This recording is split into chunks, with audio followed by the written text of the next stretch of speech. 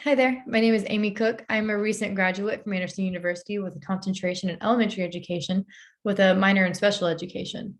At Anderson University, we focus on the InTASC standards, in which I'm going to be talking about today in this video.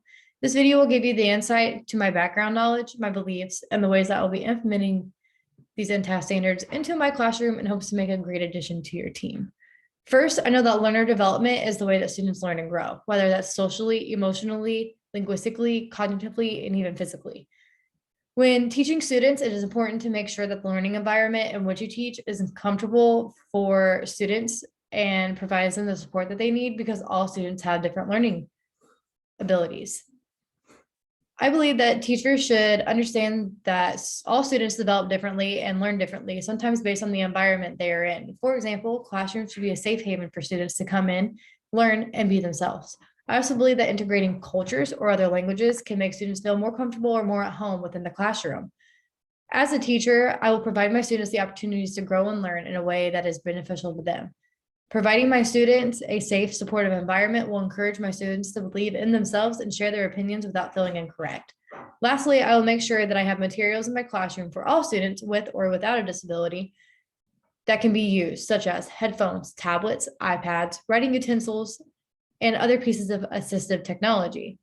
From previous experience inside the classroom, whether it was observing or teaching a small group of students, I learned that all students do in fact learn at different rates. And it is extremely important to me as a teacher to notice who those students are and to provide them the help that they need for me then or in the future. Second, as a teacher, it is critical that we know the central knowledge of the subject in which we are teaching. I am not saying that we have to be 100% a professional in every subject that you teach, but just to know what you are talking about, and you should be able to answer questions that any student has. I also find it very important that when a teacher is teaching students, that you should apply it in a way that students will understand by relating it to their personal life, bringing in objects to relate it to their personal lives. And I believe that it's important to allow students to relate material being taught to real life situations that also allows them to think critically and develop their own ideas. And in order to engage students, I have learned that you should pull in personal stories, apply the subject matter to something important to the students, or allow the students to share what they have done or want to do pertaining to the subject. For example, when I taught in a classroom full of fourth graders, the topic was Native Americans and their adaptations. I asked the students to think about ways that they might adapt to cold weather or the rain by throwing on more layers of clothing, using an umbrella, grabbing blankets, using a heater. I would then ask the students to think the ways that Native Americans could adapt to cold weather by making fires with sticks, making extra clothing to wear, or even making sure that their home was warm. In college, I had a professor who would relate materials from learning to sports because I was an athlete. In most cases, a teacher finding ways to relate materials to sports or a hobby is a great way to integrate and engage students. Third, when a teacher is planning for instruction, it is key to understand the curriculum goals and standards that should be met. This helps the teacher plan for instructional strategies as well as assessment. After a teacher understands the curriculum or the standards, it is important for them to find ways in which they can encourage students to develop understanding for the material being taught. And lastly, a teacher must assess the students, whether it's formative by quizzes, exit tickets, or quick writing, or whether it's a summative assessment by final exams, final projects, tests, and sometimes even the SATs. I believe that assessing through formative and summative assessments can be helpful in many ways. For example, after a long unit, tests could be a great way to see what students have retained from the material given. On the other hand, throughout the unit, quick checks, exit slips, turn-in talks, those are some great ways to also check for understanding. In order for a teacher to plan for instruction and to provide them with the opportunity to grow and learn, the teacher must give them goals to reach. For this, the teacher must set clear expectations and goals for the students to achieve. For example, when I was teaching in a lesson over the Native Americans, I told the students at the beginning of the lesson our goal, how Native Americans adapted to weather conditions, how they survived, or the ways that they got their food.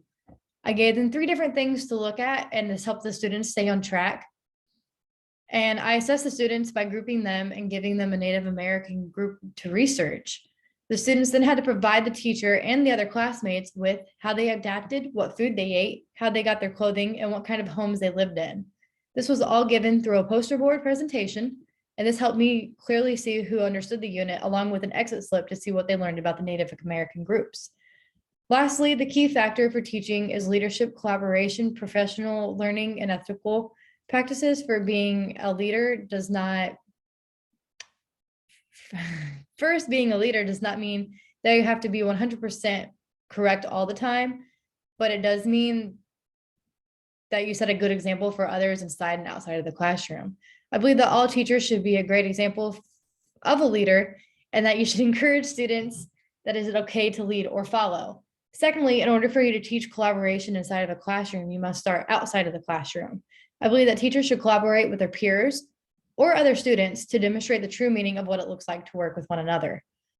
This will show students that it is okay to work with others, listen to others' thoughts or feelings, and demonstrate how they should be with a peer. Next, professional learning includes things such as creating a blended classroom, teaching students new strategies, or even introducing new technology. Lastly, ethical practices such as respect and compassion should be implemented into the classroom. I believe that these are major key factors that should be put into the classroom, because teaching students how to be respectful to their peers and other teachers are teaching them to have compassion for others. And this will be very beneficial for them when they grow academically and physically. And my goal inside of the classroom will be teach my students that it's okay to fail, because you're not going to succeed all the time. I will do this by providing my students with a safe, supportive environment.